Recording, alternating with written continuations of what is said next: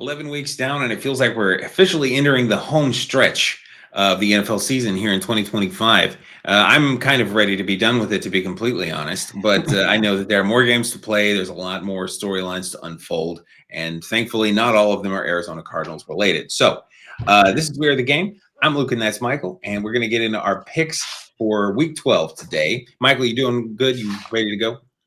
I am. I am very ready to talk about this upcoming week. Yeah, it should be fun. Well, it'll be potentially way more fun for you. I'm just kind of sick of it.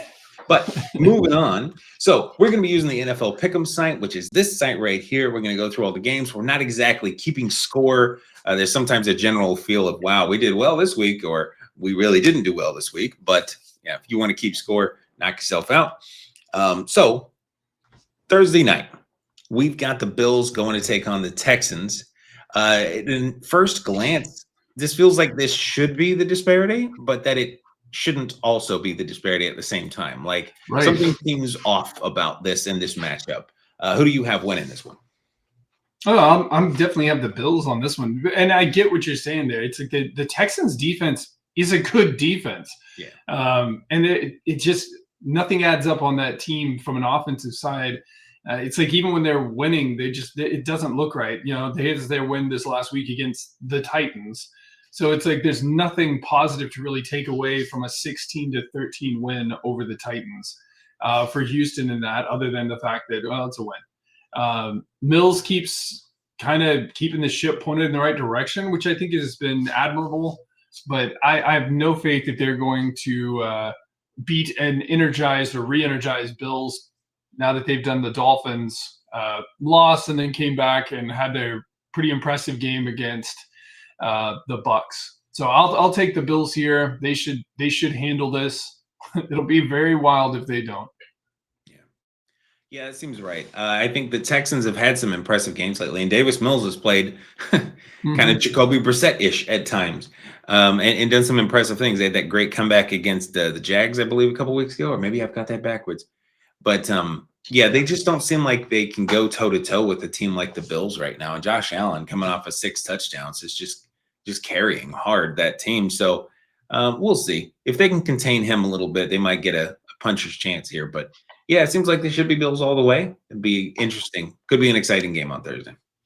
Then we got moving into Sunday. We don't have an early morning international game this week. So we go right into the 1 o'clock slate of games. And we start with the Jets going to the Ravens and what does not look to be particularly competitive up front. Jets announcing that it's going to be Tyrod Taylor starting this week. And I imagine for several weeks to come, as Tyrod's not your quarterback of the future, but you kind of know where he is, and he seems like he can run a passing offense more successfully than what we've seen from Justin Fields thus far. I believe they're still down a Garrett Wilson, which is a huge deal. But even with both of those things working pretty well, it doesn't seem like they're going to be any match for the streaking Ravens, who are looking to take over their division. More to come on that. Who do you got in this game? No, I'll agree with the general consensus that this should be the Ravens game. They came off a pretty wild game against Cleveland in many regards. Probably not going to be considered Lamar's best game ever. But the Jets do seem still very lost. I'm actually the most intriguing things about the Jets that I can find right now is Tyrod Taylor playing this week. I think he throws a little bit of it's like everyone knows what he is and kind of what he does. But I actually think he is potentially their greatest chance of pulling off an upset here, just from a preparation point of view. And like, okay, well, what are they going to throw at him? And how does that function? But even with that, I think this is pretty well already set up to be kind of 99-1. So yeah, I'll stick with the Ravens. Okay. Yeah. Well, they kind of, it just feels like they're streaking, if nothing else, and they're just on a roll. So to your point, yeah, they struggled a little bit more than we might have anticipated against the Browns, but you get sacked 4 times by Myles Garrett, and it's going to be a tough day a little bit. So, all right, next we've got the Steelers going to play the Bears. The Bears still playing super well right now. They keep putting together wins, and someone said it, I felt like really well, is yes, there are a bunch of close wins. This is not a bunch of dominant wins where you think, oh, that was never in question. But they are winning the games that they would have lost last year. Sure. And so there's something to that. I can attest to teams that tend to drop games instead of win them. So Also that's true. good for them. The Steelers on the other side of this, the big glaring question is what's going on with Aaron Rodgers' hand or wrist or exactly what part of it I can't remember, but there seems to be this minor break, and it is, I believe, his throwing hand. So that's going to be a big deal because I don't know that Will Howard is going to be the guy to come in and beat the Bears. That team kind of struggles even with Aaron Rodgers. So we'll see. Who do you have winning this one?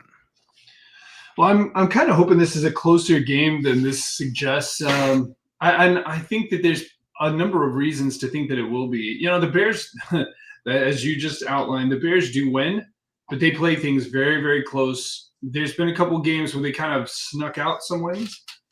And so I don't know. Whereas like the Steelers this last week, they played the Bengals. They should beat up the Bengals. That's what should happen. And they kind of did. And Aaron got dinged up. It's Aaron that makes this the uncertainty that I think that we see here is how healthy is he? It's his non-throwing arm. What leash are they going to give him? All of that. So I think this makes sense. I do think it would have been the Bears game to win or to lose. Sorry. If everybody was healthy and everything was even, I think it would have already been the Bears game, but I think it would have been almost 50-50. Now, I think this makes some sense. We'll see what we learn about Aaron and his health and his preparation kind of as we go towards this game. But I really am expecting and hoping that this just ends up being a really good football game. But I'll stick with the Bears here. I may be wrong. I thought Aaron's injury was because it's his left hand, right? Isn't he a lefty? I thought he was a righty. Oh, well, that's you. Shows what we know. We'll have to go back and confirm that. But either way, that injury can change little things. So next, we've got what's that? I said, yeah, that would change it a lot. Yeah, quite a bit. And even more impressive if he's able to play on it. But next, we've got the Patriots going to take on the Bengals. Bengals still Joe Burrow-less, and we're starting to wonder at this point at 3-7, are they going to just stay Joe Burrow-less? So this game may be the game that decides that because 3-8 would be a lot for Joe Burrow to try to come back and rescue that team from. 4-7 is still tough, but it feels much more possible somehow. So Patriots still playing well. Playing like one of the best 5-6 teams in the country. So hats off to them. What we've said about them through the years, like, yeah, but who have they beat? But whenever they play a good team, they beat them. So yeah, they have to get a lot of credit. Yeah. Who do you got winning this one? Well, I think I would choose the Patriots if for no other reason than their current trajectory. Like they've won 8 in a row. They find ways to win. They really don't even necessarily play it close all the time. The Bengals, have their struggles. They're well chronicled at this point in time. I don't see any change or any reason to believe that the Bengals are going to be playing at the same level as what I think the Patriots median kind of game is, what their average kind of game is. So, yeah, I think that this is their game to lose by a long shot, even playing away with the Bengals. So, no, I'll stick with the Patriots. Just watching Drake and those guys what should be rather cruise through on this one. Yeah, it should be a pretty chalk game, just right as you read it up. Unless the Bengals have had a few games this year where they just went crazy on offense. And if they can put one of those together, it's big enough that gives them that 5% puncher's chance, which is probably what this is taking into account. I mean, or something like that. So we'll see. Then we've got the Giants going to take on the Lions, and what feels like even that 2% instead of 1% for the Giants may be unwarranted. I think we're still on Jameis Winston, who kind of copy and paste some of what I just said about the Bengals, where he gives them a bit of a chance in any game because he's just a wild man. But the Lions still look like most weeks they're playing like a complete team. Not every week, but they've still played quite well this year, much more consistently than the Giants, who are beat up in all their fun, exciting new positions. Yeah, this one's probably going to be pretty lopsided, it feels like. Who do you got winning? Well, it's a funny game. I mean, it is lopsided. I do agree with that. I do think it's the Lions game. It's at home. It's all of those things. The Lions played an incredibly unimpressive game against the Eagles. Wasn't really the Eagles' best game either, but really was not awe-inspiring in any way, shape, or form. The Giants just keep hanging around in games. And they hang around with teams that it's like you're like half your roster is out. Like, how are y'all even competing in these games? Yeah. But they always seem to kind of just be hanging around at the end of games. And so, it's a one-score game against the Packers. There were moments I actually thought that they were going to go down until Micah Parsons got a hold of Jameis there at the end. So I don't know. I mean, yes, this should be the Lions for sure, but I just think it's a scary thing to count the Giants out at any point in time. I've been saying for weeks that they shouldn't be in these games, and they always kind of show up. Yeah, they've got some fun difference makers, and on the other side of the ball, as much as Jameis gives them something of a puncher's chance, that defensive line, who I've talked about before, they kept them in that Packers game. So we'll see if they can do it against the Lions, who once again have a really good offensive line. So we'll see. But yeah, it doesn't feel like they have enough to really contend. So yeah, give them a shot. Then we've got nice little division matchup here. I'm sure Tom Grassi will be very excited. We got Vikings at Packers. Packers heavily favored, coming off of win, I believe, against the Giants this last week. It's a little shaky, but most teams don't have that pass rush. The Vikings defense has been really good this year, but I don't know that they have that specific strength. They're a bit more well-rounded. So, yeah, could be good. Who do you have winning this one? Well, similarly, I think the Packers have eked out some wins and a tie this year, and they're just not dominating teams.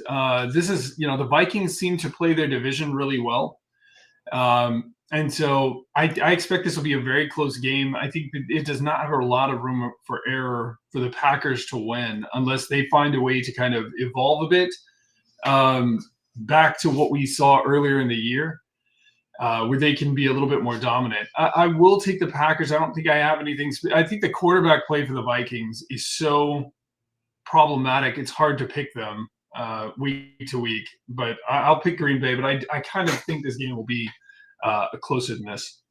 Yeah, it could be.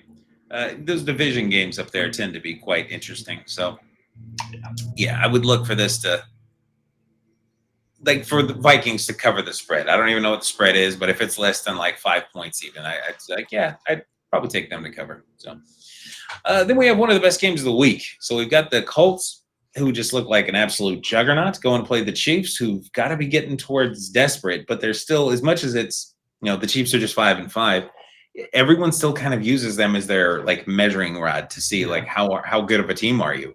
And so, well, we beat the Chiefs. So no one says, well, we beat the Colts. It's well, we beat the Chiefs. So this should be one of the more compelling games of the week. And you can tell, like, the fans even, or whatever is picking these numbers, even they think the Chiefs are still going to win. So who do you have in this one? Yeah, I will go ahead and disagree with them on this one. I'm not going to pick the Chiefs. The Chiefs lost to the Broncos. Broncos are 9-2 now. But they're finding ways to lose. They're finding ways to lose these close games against competitive teams. They really don't have a good record against competitive teams, and they seem to be playing with more desperation, I feel like. And the more they're playing desperate, I don't think they're playing better. The Colts, to be fair, I don't think the Colts really have a lot to lose in this game. They're kind of – I mean, they've got Jacksonville hanging around in that division, but I don't think they have a lot to lose in this game. I think they're going to play a little bit free. Taylor is looking like he could be an MVP candidate and really in that conversation. Chiefs have a good defense, but I think they're going to be hard-pressed against the Colts this week. So I'm going to take the Colts. Where are you at on that? Yeah, I'd have to agree. I don't know that the Chiefs, like, aside from Patrick Mahomes, one of the areas we still celebrate the Chiefs all the time is like they've still got a great defense. I don't know that their defense is as great this year. It's still good. Like, it's not a bad defense, but it doesn't seem to be the smothering, nasty juggernaut or whatever you want to call it that it was in a couple of previous years where it was kind of low-key carrying the team. So it feels like Jonathan Taylor might have another pretty good game. It's hard for me to project another 3-touchdown game. Those are normally rare. I know Jonathan Taylor would disagree that they are not rare, but it's not something I could do. But it still feels like something that he should be the guy to take over this game. We'll see. I'm never going to count the Chiefs out. But again, this will be one of the best games of the week. So Certainly a lot better than this next game. We get the Seahawks going to play the Titans. The Seahawks coming off a weird loss to the Rams, where in a lot of ways they were the better team. But Sam Darnold kind of pumping just a little bit, at least for the moment. Calm down. And threw 4 interceptions. No touchdowns and 4 interceptions. So that was a rough game for him. And as rough as the week was for me, that made it a little better. So I don't think he's going to do that against Tennessee. I don't think he has the Rams that he's lining up against this week. So this should be a good get-right game for Sam Darnold to get back on track. The Titans continue to prove that they are plucky. I think that they've shown enough just through 10 or 11 games that it's like, yeah, you know what? I think we should try to build around Cam Ward. They need to investigate other things like, do we have the right coaching staff with them and such? But I think that they've shown enough there. And this is now every game through the end of this year is going to be like not a practice, but something more of like, it's going to be more development and just working him into like, hey, you're a pro now, but yeah, we're still trying to get you in the right place. So honestly, if I'm a Titans fan, this year is not particularly fun in the game to game kind of, are we going to make the playoffs way? But I think you might have a guy. So we'll see what he proves for the rest of the year. Who do you have winning this game? Oh yeah, Seahawks for sure. I would think. I think their feelings are hurt over the last game. Titans played the Texans, close game and all that, but the Texans are certainly not the Seahawks. You were saying, I think back when the Seahawks played the Cardinals, they beat you up for a half, and then they took their foot off and passively beat you up the second half. Yeah. I would expect this game to go something along those lines. We'll see, but I would like to see, as we talk about every week, just like you were just outlining, just Cam Ward continuing to and not just Cam, but like the team as a whole, just continuing to develop week to week. So, yep. Well, we'll see. We'll see if the Titans can make it close. They have competed in some games where you wouldn't have thought they would have competed this year. Sure. But yeah, it feels like they're outmatched a little bit. So unless Darnold does a legitimate implosion, I don't see them having much of a shot. So yeah, we'll see. Then we move into the 4:00 window. We've got the Jacksonville Jaguars going to take on my Arizona Cardinals. They are heavily favored. The Cardinals, of course, coming off the embarrassing loss. Not embarrassing because of who you lost to, but just how you lost to the San Francisco 49ers with the weird, dubious records with most completions in a game, but then also most penalties in a game. Michael Wilson, who a lot of NFL fans have probably never even heard of, has now got the most receiving yards in any single game this season, and most of it was junk yards. It's still kind of impressive. And people were like, oh, it's just junk yards. And I was like, yeah, okay, but no one's ever done it before. Or, with the completions, it's like, yes, it was a bunch of junk completions, but no one's ever done that many before. So there are still some impressive aspects to that, but at the end of the day, Jacoby Brissett had the right attitude about really not caring that he accomplished this thing. So the Jacksonville Jaguars on the other side, one of their main strengths that I would worry about if I were a Cardinals fan is they low-key have a top 10 pass rush. And we have given up some games against some good running backs, and they have the best run block win rate in the NFL right now. So this feels like we could get run all over in this game. We'll see with guys like Walter Nolan, Calais Campbell, Tomlinson, and so on in the middle. Can they slow that run game down? But it feels like a game where we might get really tested on the ground and that their pass game might be more complementary. We'll see. Time will tell. Who do you have winning this game? Well, I think a couple of weeks ago, I don't think this disparity would have been here in the percentage. I think that I would assume whoever is doing this is rating the high that they're coming off of their absolute domination over the Chargers from last week, and that makes a lot of sense. And as you said, there were definitely some problems on the Cardinals side that hopefully are going to get fixed. It's like last week you had a lot of offense. It just did not result in points. And there were some really bizarre moments in that, who is it, Higgins or whoever, who was diving towards the end zone, had the ball just removed from his arms on the goal line. Just some bizarre things there. I think this should be a good game. If the Jaguars just continue steamrolling, I think that would be pretty impressive. I think this will be more of a game this week. I think they're going to have to show up, pay attention, do the right things, but it is their game to lose. I'll stick with the Jaguars on this one. Yep, I would too, sadly. But right now, we're still at, we're talking about the Bears earlier about being a team that has found ways to win games. We've kind of about faced, because last year we had some games where we won because we made last minute drives and came down and won the game. We've turned into this team that loses close games, and now we're getting blown out frequently. Now, I don't think the Jags are as good as either the Niners or the Seahawks that we played in previous weeks, but they still seem like they have the right strengths to cause a problem for us. That pass rush, I think, is going to be a problem. Anytime we've played teams with good pass rush, we have really, really struggled this season. Our offensive line has not been great. So I think that might be the actual key. As much as I worried a little bit about their run game, it's their pass rush that has me a little bit. I'll call it sleepless nights, but I've pretty much given up on this season. So, all right. So moving on. Enough of that. We've got the Browns going to take on the Raiders in something of an underwhelming game, but pleasantly enough, it is something of an even-ish matchup. The Browns took the Ravens to the wire this last week, and there was a tie game with like 3 minutes left in the fourth quarter. Myles Garrett is a monster and people, I'm sure they're already looking into this, but he might legitimately break the sack record this year. He might break it in 16 games, and so there'll really be no doubt on a terrible team that does not always have its opponents in pass-only downs. So, this is a big deal what he is doing there for sure. The Raiders are coming off a rather disappointing outing against the Cowboys this last week. Wasn't disappointing to me, but yeah. No, I was fine with it myself, but I'm sure for Raiders and Raiders fans, it was not how they were hoping that would go. So we'll see. One of these teams will have a minor get-right game to get on a path to a more respectable close to the season. Who do you have winning this game? I think it's funny. All these games keep throwing these random things in. For me, the complete random card for the Browns is Shedeur Sanders. Yeah. Well, I'm going to jump on the bandwagon of, I don't think that the small sample size that we got from the last game is really indicative of his preparation or what he's capable of doing or what I think he will do this next game. Max Crosby, I'm sure, is sharpening his claws for this game, getting ready to come after a rookie quarterback on a not great team. I'm sure that he's ready to go and do that.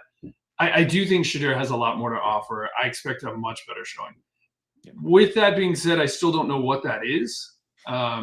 Myles Garrett, I know exactly what he is, and he is a monster. I don't care what the Raiders have. They're not going to stop him. The question is just, can they limit him from doing critical harm in critical moments? The Cowboys, as you were saying, they were after Geno a lot, and he did a pretty good job of limiting, I felt like, the damage there, and they still weren't able to pull that one out. I have so little faith right now in what the Raiders really are and what they're doing. I'm probably sticking with the Browns, even with Shedeur coming in. I think that Judkins is going to play a role. I think that they're going to be able to pull out a win here. I do think this should be a pretty good football game, as you were going to earlier. These are not good teams in terms of playoff hopes, but they're very evenly matched teams in terms of what in the world is going on these two teams. They should be fairly evenly matched in those terms. And we'll see if maybe Shedeur, I expect he will get a chance to win a professional football game, and we'll see what he is and where he goes from there. So I'll stick with the Browns. I'll take the under. Yeah, Shedeur, in a nice position for him. He won't need to win. He won't get forced to try to win in a shootout all the time because of that defense, which will be a nice advantage for him. And he's got a good running back. Judkins has played well. I've been very impressed by him. So we'll see what they can pull off this week. Then to something of not the main event, but for us, something more of a main event. We've got the Eagles going to play the Dallas Cowboys at 425. Eagles still heavily favored, but Cowboys not being counted out.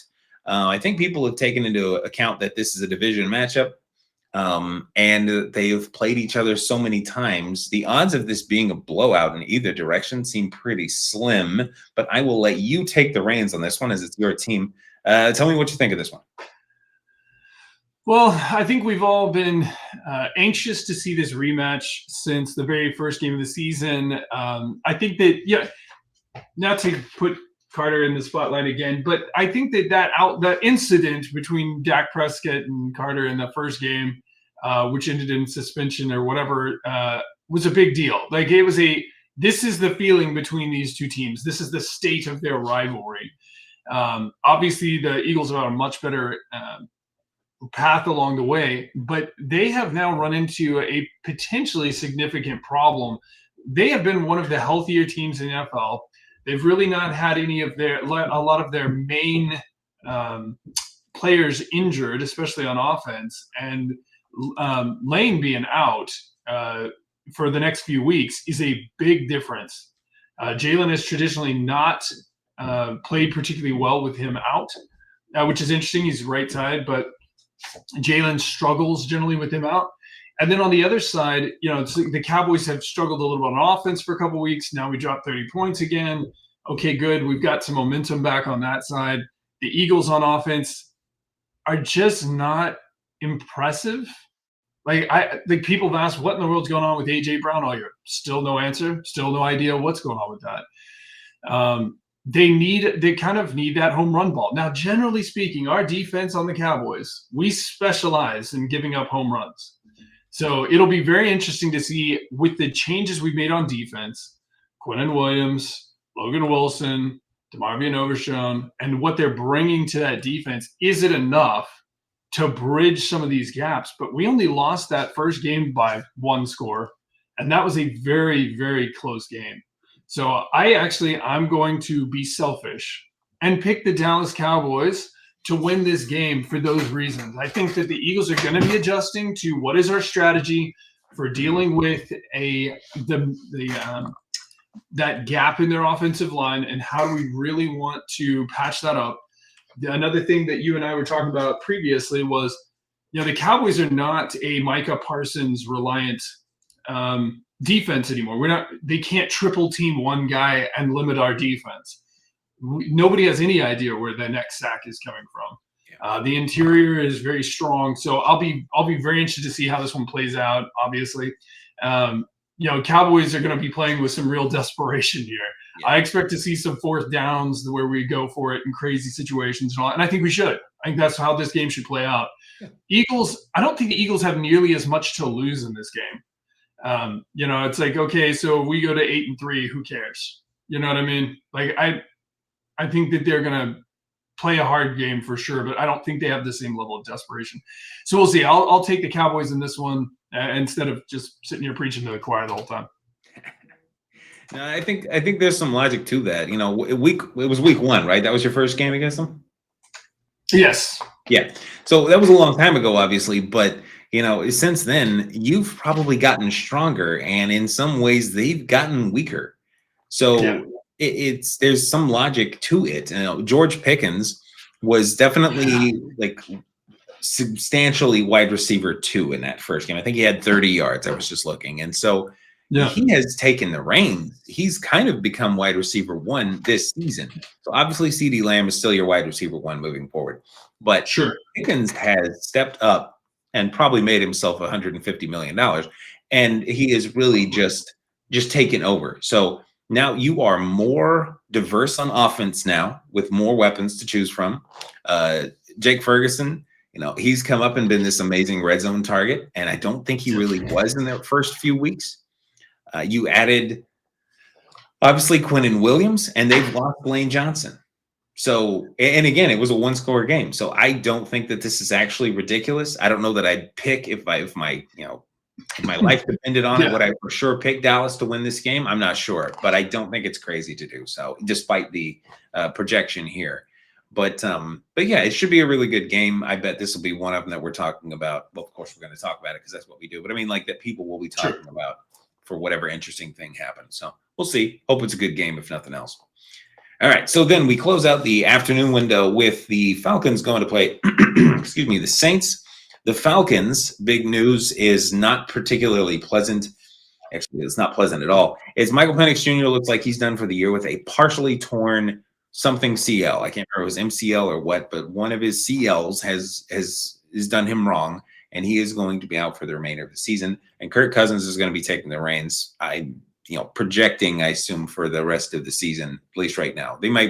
They will most likely bring in another quarterback to be behind him. But for the moment, look to Kirk Cousins fantasy owners if you're feeling frisky. And then on the other side of this, we got Saints, who are continuing their exploration of Tyler Shuck, who's had some positive things, but still it's just not a team that's really built to win right this second. So we'll see what they can do. They're giving them something of a chance, I think partially because the Falcons have not been dominant, but they do have a pretty good pass rush that, again, has gone kind of under the radar, which is strange because of how bad their pass rush was last year. So that being said, if they can get after Tyler Shuck, this will be a short game. Who do you have winning this game? Yeah, it is interesting, right? The Falcons just came off that close loss to the Panthers. The Saints are off their bye, and that's who they played last. That's who they beat, was the Panthers. So it's kind of interesting in that whole grouping there of how that's playing out. I think the better's chance here, not that either one of us really are, would be the Falcons for sure, even with Kirk Cousins. I just think, again, they're playing more complete football consistently. But the Saints have shown, like, hey, we can jump out of nowhere and go beat a really good team, a team that I think is significantly better, frankly, than the Falcons. So I don't know. I think this is pretty accurate. I think this is definitely the Falcons' game to lose. I'll stick with the Falcons here. Okay. Yeah, I think I probably would too. I think that if the Saints can somehow manufacture some pressure against Kirk Cousins, rip the ball out a couple of times or force a turnover in some form or fashion, that'll give them some kind of chance here. But I'm not sure that they really have should they have really beat the Panthers? Or is this just some weird divisional matchup nonsense? I'm not really sure. And again, we have more divisional matchup stuff, so we'll see. But yeah, this feels like the Falcons at least should win this one. All right. So Sunday night, we get the Buccaneers going to face the Rams. Buccaneers were looking really dominant earlier on, and now they're starting to look like a team that has the smell of almost desperate. Not that they're playing desperate like they're anxious or anything like that, but almost like they ought to be. They've got the Panthers breathing down their neck, and they're going to play what might be the best team in the country, the LA Rams. The Rams obviously coming off that huge win against the Seahawks, which you could debate, should they have won that game? Sure. With the whole Sam Darnold turning the ball over 4 times, were they actually the better team, or did they just get kind of handed that one? Not saying it was anything nefarious going on. It was more like, I'm not sure that is how that would happen if you played that game again tomorrow. So, right. Yeah. But this will be a good test for both teams, obviously. Who do you have winning?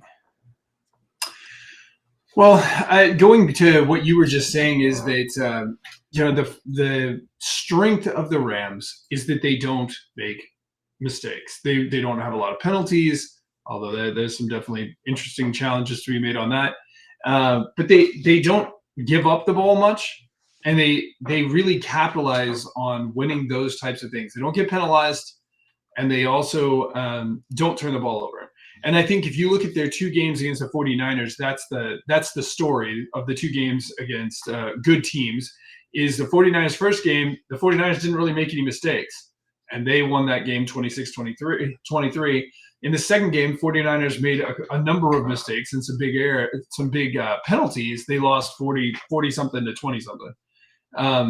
I think that's kind of the game plan is Baker and the Bucs cannot make mistakes if they're going to play against the Rams. That's like their MO is we just don't – if you're going to give us points, we'll take them, but we're not giving you any for free.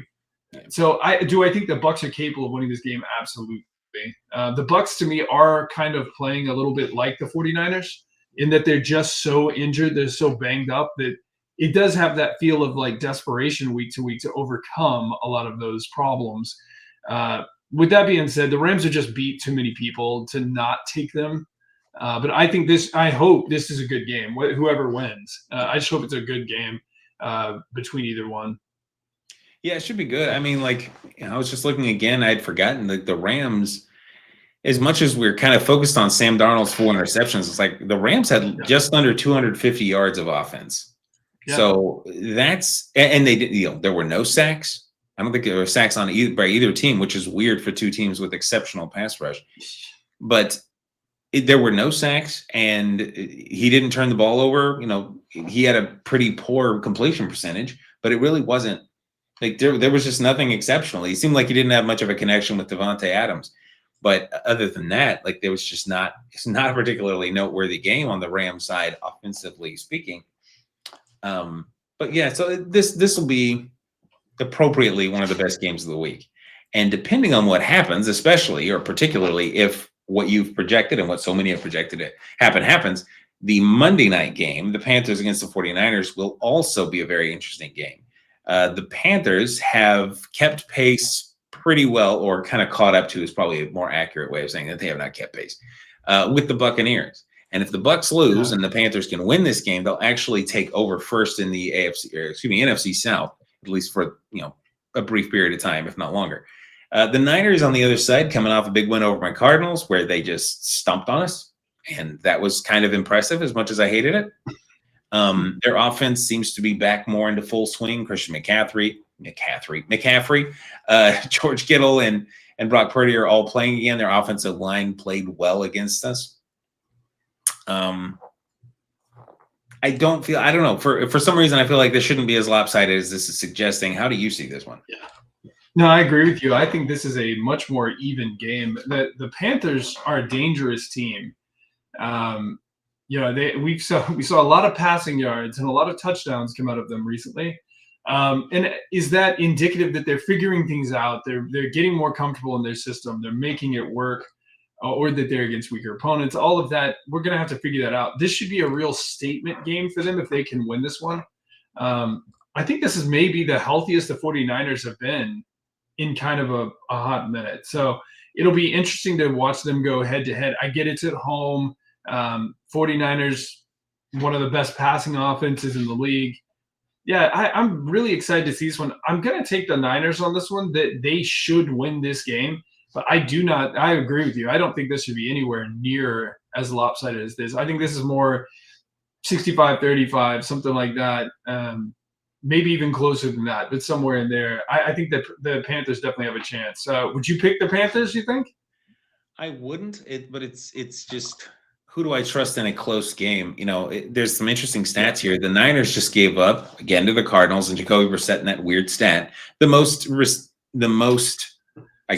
completions in a single game, and Bryce Young just set the Panthers single game passing record of like 449 yards or something like that. Yeah. Which means, I think if you're the Niners, means don't sleep on this guy, because he's hot right now. And you just showed that you can get passed on a lot. Granted, again, for the 30th time, a lot of that was junk yards. It still happened, and it's never happened to that quantity before, at least on measurement of completion. So the Niners need to not sleep on the Panthers, but they should have what they need to win this one. So it'll also be another Christian McCaffrey homecoming game. So, but yeah, it should be an interesting one, and a pretty good slate of games. There are some lopsided games, but there will be some upsets that we just don't see coming too. So it'll be another fun week, and I'm looking forward to it. Except for the Cardinals game, I'm hardly even looking forward to those anymore. But yeah. So, anyways, that'll wrap everything up. Thanks for joining us, everyone, and getting into these Week 12 picks. We appreciate everyone who's subscribed and given us likes and comments and things like that. I hope that you'll keep on doing things like that. And for anyone new, if you'd care to subscribe, we really appreciate it. We're trying to get to 200 subscribers now, and we got a long way to go, but we're churning away. So we'd really appreciate that if you're able to do that. Until next time, I hope that you have an absolutely fantastic day.